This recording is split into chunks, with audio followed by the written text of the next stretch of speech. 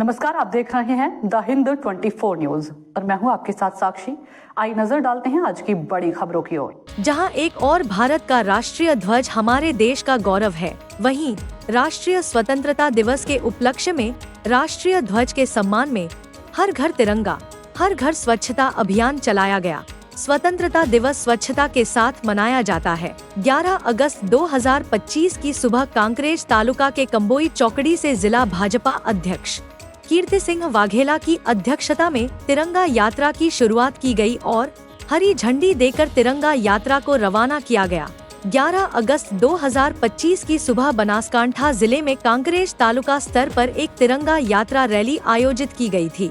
यह तिरंगा यात्रा रैली सुबह काबोई से उमरी, अर्दुवाड़ा, शिहोरी सेठ श्री M.V. वलानी हाई स्कूल तक आयोजित की गई थी, जिसमें उम्बरी गांव के लोगों ने इस तिरंगा यात्रा का बनास बैंक के चेयरमैन दहियाभाई पिलियाटर का स्वागत किया। भरत सिंह भटेसरिया, हरगोवन भाई शिरवाड़िया, करण सिंह वाघेला, नटूभाई पटेल, अमर सिंह सोलंकी, बकुभा वाघेला होटल शुभम थारा, इशुभा वाघेला, रमेश भाई जोशी, वनुभा डाभी, मनुभा सोलंकी सरपंच कंबोई, विष्णुभा वाघेला पूर्व सरपंच उमरी, निरूभा वाघेला, कांकरेज तालुका मामलतदार V.M. पटेल और कांकरेज तालुका विकास अधिकारी नरेश भाई चौधरी सहित बड़ी संख्या में भारतीय जनता पार्टी के कार्यकर्ता और पदाधिकारी रैली में शामिल हुए, जिसमें कांकरेज तालुका प्रशासन के अधिकारियों और कर्मचारियों द्वारा तिरंगा यात्रा का सुंदर आयोजन किया गया और रैली का समापन शिहोरी के श्री M.V. वलानी हाई स्कूल में हुआ और राजनीतिक नेताओं ने प्रशासन के प्रति आभार व्यक्त किया और आगामी 15 अगस्त को तालुका स्तरीय ध्वज सलामी कार्यक्रम कांकरेज तालुका के नानोता गांव में मनाया जाएगा, जिसमें सबसे खास बात यह है कि 6 एकड़ भूमि में पेड़ लगाए जाएंगे। उस समय बनास बैंक के अध्यक्ष दहियाभाई पिलियाटर ने कहा कि उन्होंने ऑपरेशन सिंदूर के बारे में बात की और सेना के जवानों के काम की प्रशंसा की और देश के प्रधानमंत्री नरेंद्र भाई मोदी और अमित शाह को कांकरेज तालुका में तिरंगा यात्रा को सफल बनाने के लिए धन्यवाद दिया और देश में सभी से मिलकर काम करने का अनुरोध किया। पूर्व संध्याए सरकारश्रीए जे आयोजन कर्युं छे ए प्रमाणे कांकरेज तालुकामां तिरंगा यात्रानुं આજરોજ आयोजन करवामां આવ્યું। કંબોઈ મુકામેથી શિહોરી M.V. વાલાની હાઈસ્કૂલ સુધી 11 કિલોમીટર જેટલું तिरंगा यात्राનું આયોજન થયું। સમગ્ર તાલુકાના લોકોએ, સમગ્ર તાલુકાનું સંગઠન ભારતીય જનતા પાર્ટીનું, એના કાર્યકરો, સમગ્ર તાલુકાના લોકો, પત્રકાર મિત્રો, ગામડામાં રહેલા તમામ આગેવાનો, યુવાનોએ હર્ષભેર, ઉલ્લાસભેર तिरंगा यात्राની અંદર ભાગ લીધો છે। લગભગ અમારી तिरंगा यात्रा 1.5 કિલોમીટર લાંબી જેટલી तिरंगा यात्रा रही है। कदाच बनासकांठा जिल्लामां સૌથી વિશાળ तिरंगा यात्रा કાંકરેજ તાલુકાની હશે।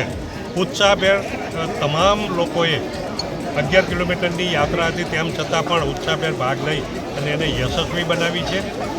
તમામનો ખૂબ ખૂબ આ તબક્કે આભાર પણ માન્યો છે। સૌનો આભાર છે અને મીડિયાના મિત્રોએ પણ આ યાત્રાને જે એમના કેમેરામાં કંડાળી છે એ બદલ સૌનો આભાર। આઝાદીના પર્વ નિમિત્તે આજે કંબોઈથી આપણી આ હાઈસ્કૂલ સુધીની આ તિરંગા યાત્રામાં આપણું સમગ્ર વહીવટીતંત્ર, આપણા મામલતદાર સાહેબ, આપણા TDO સાહેબ, આખી એમની ટીમ, અમારી ભારતીય જનતા પાર્ટી, આપણા SSC અધ્યક્ષ માનનીય કીર્તિસિંહજી વાઘેલા સાહેબે અને આપણા પૂર્વ મહામંત્રી માનનીય ભારતસિંહજી ભટ્ટેસરિયા સાહેબે આ તિરંગા યાત્રાનું પ્રસ્થાન કરાવ્યું। સમગ્ર તાલુકામાંથી દરેક સમાજના, દરેક વર્ગના તમામ લોકો આ યાત્રા સાથે જોડાયા અને સમગ્ર દેશ અત્યારે હાલે તિરંગા યાત્રા દ્વારા જે રાષ્ટ્રીયતાના રંગે રંગાયો છે અને ખૂબ આહલાદક વાતાવરણ બન્યું। એ બદલ વહીવટીતંત્રને અને સમગ્ર ભારતીય જનતા પાર્ટી ટીમને હૃદયપૂર્વક ખૂબ ખૂબ શુભેચ્છાઓ અને અભિનંદન પાઠવું છું।